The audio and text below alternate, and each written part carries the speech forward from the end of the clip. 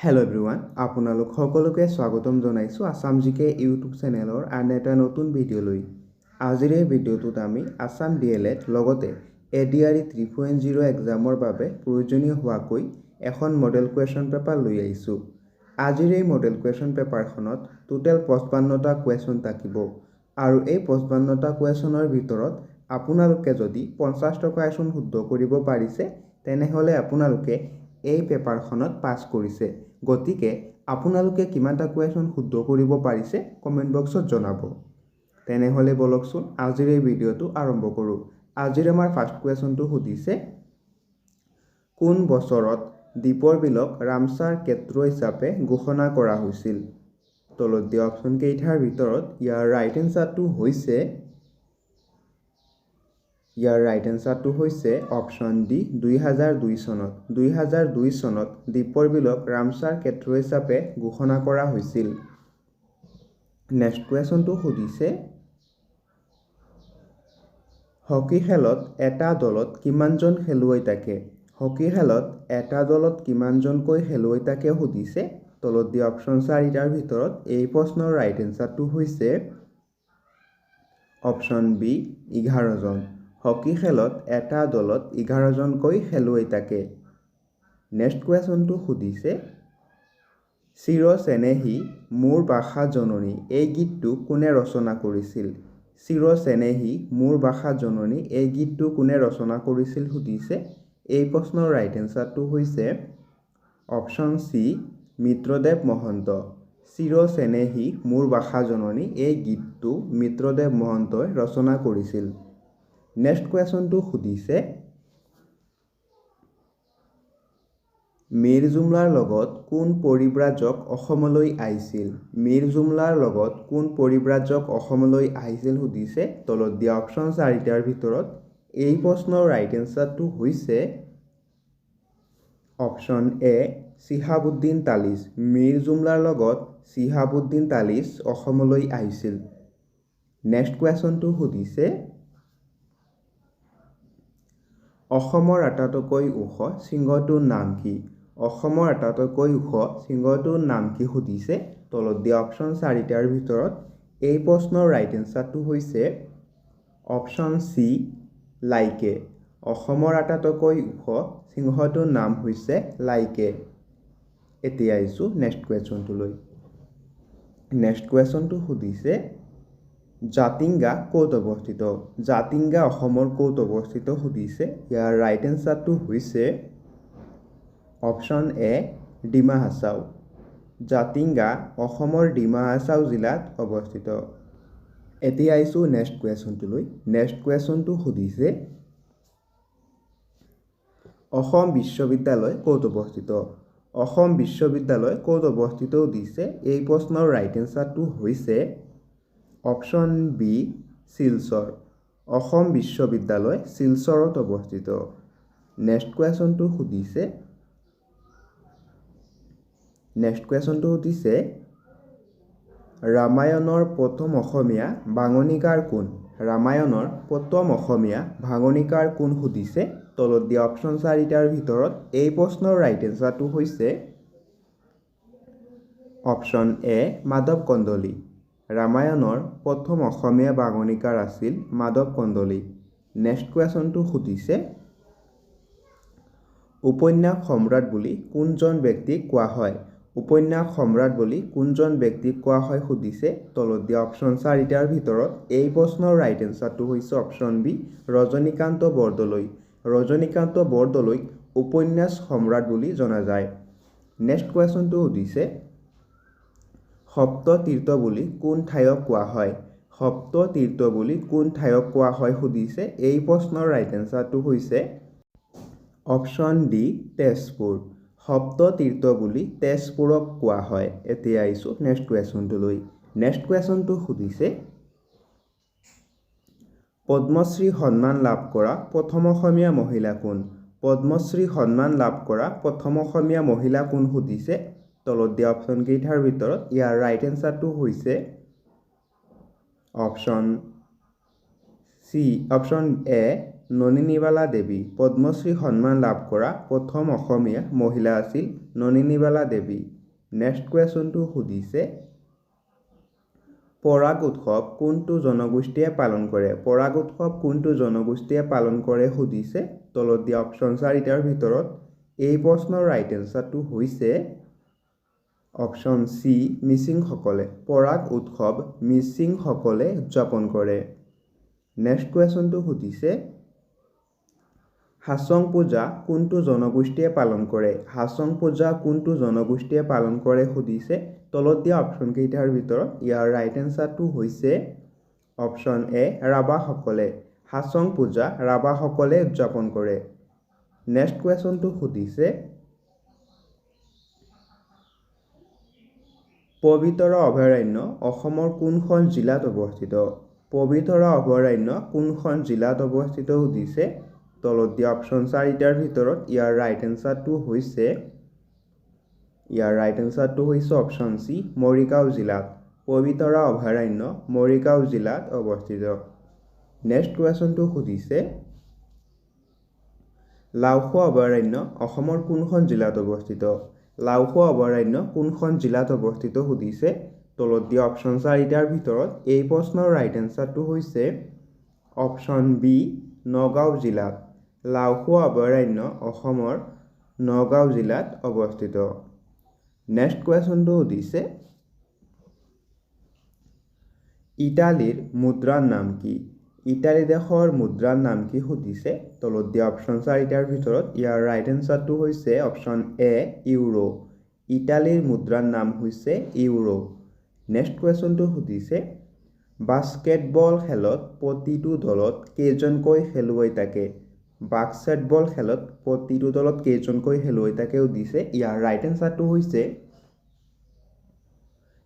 এনসাৰটো হৈছে অপশ্যন সি 5জন বাস্কেটবল খেলত প্ৰতিটো দলত 5জনকৈ খেলুৱৈ থাকে নেক্সট কুৱেশ্যনটো সুধিছে শ শ খেলত প্ৰতিটো দলত কেইজনকৈ খেলুৱৈ থাকে শ শ খেলত প্ৰতিটো দলত কেইজনকৈ খেলুৱৈ থাকে সুধিছে ইয়াৰ ৰাইট এনসাৰটো হৈছে অপশ্যন বি 9জন শ শ খেলত প্ৰতিটো দলত 9জনকৈ খেলুৱৈ থাকে নেক্সট কুৱেশ্যনটো সুধিছে সোমনাথ মন্দিৰ কোনখন ৰাজ্যত অৱস্থিত সোমনাথ মন্দিৰ কোনখন ৰাজ্যত অৱস্থিত সুধিছে ইয়াৰ ৰাইট এনসাৰটো হৈছে অপশ্যন ডি গুজৰাট সোমনাথ মন্দিৰ গুজৰাট ৰাজ্যত অৱস্থিত নেক্সট কুৱেশ্যনটো সুধিছে খাজুৰাহো মন্দিৰ কোনখন ৰাজ্যত অৱস্থিত খাজুৰাহো মন্দিৰ কোনখন ৰাজ্যত অৱস্থিত সুধিছে তলত দিয়া অপশ্যন কেইটাৰ ভিতৰত ইয়াৰ ৰাইট এনসাৰটো হৈছে অপশ্যন এ মধ্যপ্ৰদেশ খাজুৰাহো মন্দিৰ মধ্যপ্ৰদেশ ৰাজ্যত অৱস্থিত নেক্সট কুৱেশ্যনটো সুধিছে জগন্নাথ মন্দিৰ কোনখন ৰাজ্যত অৱস্থিত জগন্নাথ মন্দিৰ কোনখন ৰাজ্যত অৱস্থিত সুধিছে তলত দিয়া অপশ্যন কেইটাৰ ভিতৰত ইয়াৰ ৰাইট এনসাৰ হৈছে অপশ্যন সি উৰিষ্যা জগন্নাথ মন্দিৰ উৰিষ্যা ৰাজ্যত অৱস্থিত নেক্সট কুৱেশ্যন ভাৰতনাট্যম কোনখন ৰাজ্যৰ লোকনৃত্য ভাৰতনাট্যম কোনখন ৰাজ্যৰ লোকনৃত্য সুধিছে ইয়াৰ ৰাইট এনসাৰটো হৈছে অপশ্যন বি তামিলনাডু ভাৰতনাট্যম তামিলনাডু ৰাজ্যৰ লোকনৃত্য নেক্সট কুৱেশ্যনটো সুধিছে কথাকলি নৃত্য কোনখন ৰাজ্যৰ লোকনৃত্য কথাকলি কোনখন ৰাজ্যৰ লোকনৃত্য সুধিছে তলত দিয়া অপশ্যন কেইটাৰ ভিতৰত ইয়াৰ ৰাইট এনসাৰটো হৈছে অপশ্যন ডি কেৰেলা কথাকলি কেৰেলা ৰাজ্যৰ লোকনৃত্য নেক্সট কুৱেশ্যনটো সুধিছে ভাৰতৰ নীতি আয়োগ কিমান চনত গঠন হৈছিল ভাৰতত নীতি আয়োগ কিমান চনত গঠন হৈছিল সুধিছে ইয়াৰ ৰাইট এনসাৰটো হৈছে অপশ্যন ডি 2015 চনত ভাৰতত নীতি আয়োগ 2015 চনত গঠন হৈছিল নেক্সট কুৱেশ্যনটো সুধিছে ৰঞ্জি ট্ৰফি ক্ৰিকেটত সৰ্বাধিকবাৰ চেম্পিয়ন হোৱা দল কোনটো ৰঞ্জি ট্ৰফি ক্ৰিকেটত সৰ্বাধিকবাৰ চেম্পিয়ন হোৱা দল কোনটো সুধিছে তলত দিয়া অপশ্যন কেইটাৰ ভিতৰত ইয়াৰ ৰাইট এনসাৰটো হৈছে option A Mumbai Ranji trophy ক্ৰিকেটত সৰ্বাধিকবাৰ চেম্পিয়ন হোৱা দলটোৰ নাম হৈছে মুম্বাই। নেক্সট কুৱেশ্যনটো সুধিছে এখন বিল অৰ্থবিল হয় নে নহয় ইয়াক কোনে নিৰূপণ কৰে? এই প্ৰশ্নৰ ৰাইট এনচাৰটো হৈছে অপশ্যন চি লোকসভাৰ অধ্যক্ষ। এখন বিল অৰ্থবিল হয় নে নহয় ইয়াক লোকসভাৰ অধ্যক্ষই নিৰূপণ কৰে। নেক্সট কুৱেশ্যনটো সুধিছে মীৰ জুমলাই অসম আক্ৰমণ কৰাৰ সময়ত আহোম স্বৰ্গদেউ কোন আছিল? মীৰ জুমলাই অসম আক্ৰমণ কৰাৰ সময়ত আহোম স্বৰ্গদেউ কোন আছিল সুধিছে। এই প্ৰশ্নৰ ৰাইট এনচাৰটো হৈছে অপশ্যন বি জয়ধ্বজ সিংহ। মীৰ জুমলাই অসম আক্ৰমণ কৰাৰ সময়ত আহোম স্বৰ্গদেউ আছিল জয়ধ্বজ সিংহ। এতিয়া আহিছোঁ নেক্সট কুৱেশ্যনটোলৈ। নেক্সট কুৱেশ্যনটো সুধিছে ৰাজতৰংগিনী কাৰ ৰচনা? ৰাজতৰংগিনী গ্ৰন্থখন কাৰ ৰচনা সুধিছে। তলত দিয়া অপশ্যন 4টাৰ ভিতৰত ইয়াৰ ৰাইট এনচাৰ হৈছে অপশ্যন ডি কলহন। ৰাজতৰংগিনী কলাহনৰ ৰচনা। নেক্সট কুৱেশ্যনটো সুধিছে অভিৰুচি ক্ৰীড়া দিৱস কাৰ জন্মদিনত পতা হয়? অভিৰুচি ক্ৰীড়া দিৱস কাৰ জন্মদিনত পতা হয় সুধিছে। তলত দিয়া অপশ্যন কেইটাৰ ভিতৰত ইয়াৰ ৰাইট এনচাৰটো হৈছে অপশ্যন বি ভোগেশ্বৰ বৰুৱা। অভিৰুচি ক্ৰীড়া দিৱস ভোগেশ্বৰ বৰুৱাৰ জন্মদিনত পালন কৰা হয়। নেক্সট কুৱেশ্যনটো সুধিছে কিমান চনত চুকাফাই আহোম ৰাজ্যৰ ৰাজধানী চৰাইদেউত স্থাপন কৰিছিল? কিমান চনত চুকাফাই আহোম ৰাজ্যৰ ৰাজধানী চৰাইদেউত স্থাপন কৰিছিল সুধিছে। ইয়াৰ ৰাইট এনচাৰটো হৈছে অপশ্যন এ 1253 চনত। 1253 চনত চুকাফাই আহোম ৰাজ্যৰ ৰাজধানী চৰাইদেউত স্থাপন কৰিছিল।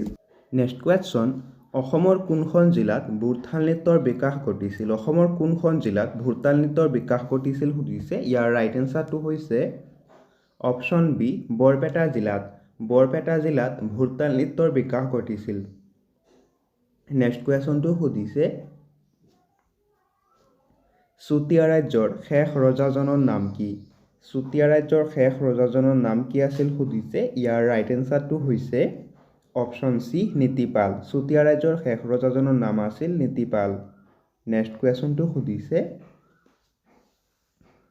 প্ৰথম অসমীয়া অনাতাঁৰ নাটকখনৰ নাম কি? প্ৰথম অসমীয়া অনাতাঁৰ নাটকখনৰ নাম কি সুধিছে। ইয়াৰ ৰাইট এনচাৰটো হৈছে অপশ্যন ডি বীণ বৈৰাগী। প্ৰথম অসমীয়া অনাতাঁৰ নাটকখনৰ নাম হৈছে বীণ বৈৰাগী। নেক্সট কুৱেশ্যন মৰণোত্তৰৰ বাবে ভাৰত ৰত্ন বঁটা লাভ কৰা প্ৰথম ব্যক্তি কোন আছিল? তলত দিয়া অপশ্যন কেইটাৰ ভিতৰত ইয়াৰ ৰাইট এনচাৰটো হৈছে অপশ্যন বি লাল বাহাদুৰ শাস্ত্ৰী। এতিয়া আহিছোঁ নেক্সট কুৱেশ্যনটোলৈ। নেক্সট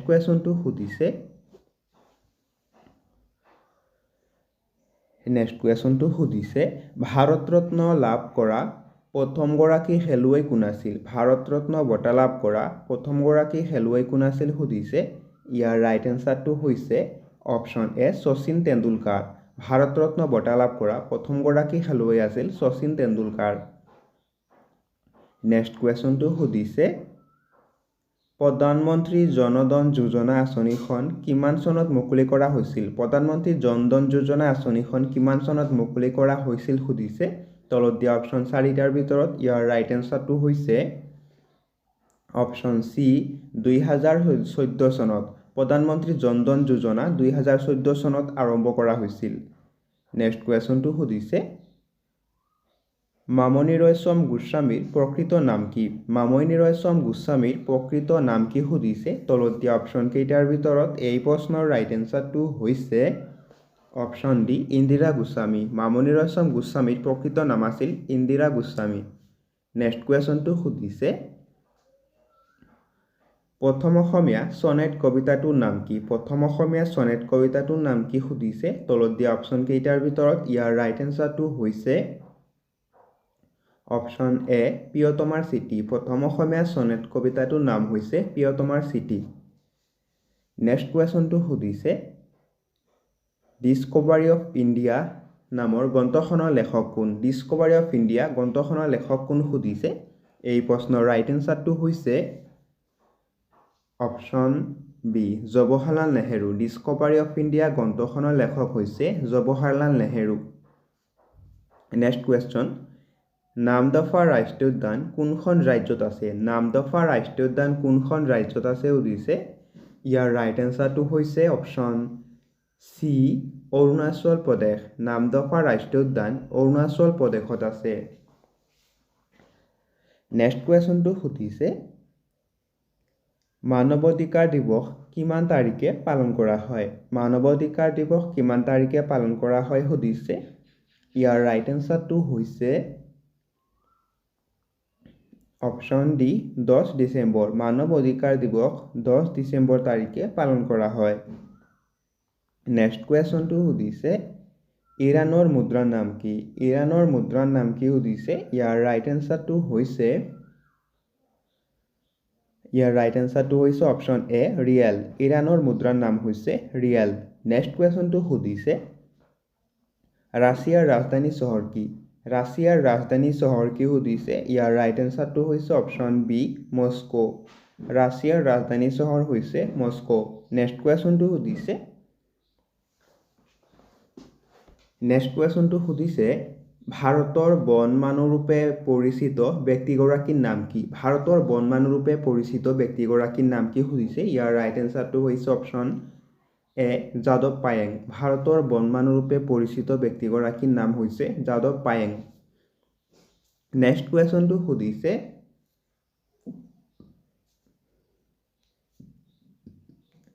লাই হাৰাওৱা কোন জনগোষ্ঠীৰ উৎসৱ লাই হাৰাওৱা কোন জনগোষ্ঠীৰ উৎসৱ সুধিছে এই প্ৰশ্নৰ ৰাইট এনসাৰটো হৈছে অপশ্যন বি মেইতেই লাই হাৰাওৱা মেইতেই জনগোষ্ঠীৰ উৎসৱ নেক্সট কুৱেশ্যনটো সুধিছে অসমৰ সাংস্কৃতিক ৰাজধানী বুলি কোনখন ঠাইক জনা যায় অসমৰ সাংস্কৃতিক ৰাজধানী বুলি কোনখন ঠাইক জনা যায় সুধিছে ইয়াৰ ৰাইট এনসাৰটো হৈছে অপশ্যন সি যোৰহাট অসমৰ সাংস্কৃতিক ৰাজধানী বুলি যোৰহাটক জনা যায় এতিয়া আইছো নেক্সট কুৱেশ্যনটোলৈ নেক্সট কুৱেশ্যনটো সুধিছে ইছৰোৰ মুখ্য কাৰ্যালয় ক'ত অৱস্থিত ইছৰোৰ মুখ্য কাৰ্যালয় ক'ত অৱস্থিত সুধিছে ইয়াৰ ৰাইট এনসাৰটো হৈছে অপশ্যন সি বাংগালোৰ ইছৰোৰ মুখ্য কাৰ্যালয় বাংগালুৰুত অৱস্থিত নেক্সট কুৱেশ্যনটো সুধিছে অৰুণোদয় আঁচনি কিমান চনত আৰম্ভ কৰা হৈছিল অৰুণোদয় আঁচনি কিমান চনত আৰম্ভ কৰা হৈছিল সুধিছে তলত দিয়া অপশ্যন কেইটাৰ ভিতৰত ইয়াৰ ৰাইট এনসাৰটো হৈছে অপশ্যন ডি 2020 চনত অৰুণোদয় আঁচনি 2020 চনত আৰম্ভ কৰা হৈছিল নেক্সট কুৱেশ্যনটো সুধিছে সোণবিল জলাশয় ক'ত অৱস্থিত সোণবিল জলাশয় ক'ত অৱস্থিত সুধিছে ইয়াৰ ৰাইট এনসাৰটো হৈছে অপশ্যন এ কৰিমগঞ্জ সোণবিল জলাশয় কৰিমগঞ্জত অৱস্থিত নেক্সট কুৱেশ্যনটো সুধিছে অসমৰ লুইত কোঁৱৰ বুলি কাক কোৱা হয় অসমৰ লুইত কোঁৱৰ বুলি কাক কোৱা হয় সুধিছে এই প্ৰশ্নৰ ৰাইট এনসাৰটো হৈছে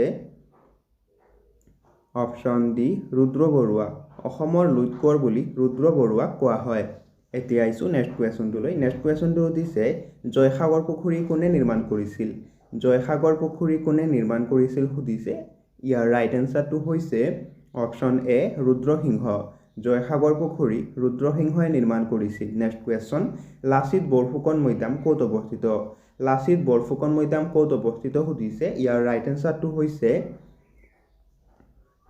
এনসাৰটো হৈছে অপশ্যন সি যোৰহাট লাচিত বৰফুকন মৈদাম যোৰহাটত অৱস্থিত নেক্সট কুৱেশ্যনটো সুধিছে নৱগ্ৰহ মন্দিৰ ক'ত অৱস্থিত নৱগ্ৰহ মন্দিৰ ক'ত অৱস্থিত সুধিছে তলত দিয়া অপশ্যন চাৰিটাৰ ভিতৰত ইয়াৰ ৰাইট এনসাৰটো হৈছে অপশ্যন ডি চিত্ৰাচল পাহাৰ নৱগ্ৰহ মন্দিৰ চিত্ৰাচল পাহাৰত অৱস্থিত নেক্সট কুৱেশ্যনটো সুধিছে কাৰ দিনত গোহাঁই কমলালী নিৰ্মাণ কৰা হৈছিল কাৰ দিনত গোহাঁই কমলালী নিৰ্মাণ কৰা হৈছিল সুধিছে এই প্ৰশ্নৰ ৰাইট এনসাৰটো হৈছে ইয়াৰ ৰাইট এনসাৰটো হৈছে অপশ্যন এ নৰনাৰায়ণৰ দিনত গোহাঁই কমলালী নিৰ্মাণ কৰা হৈছিল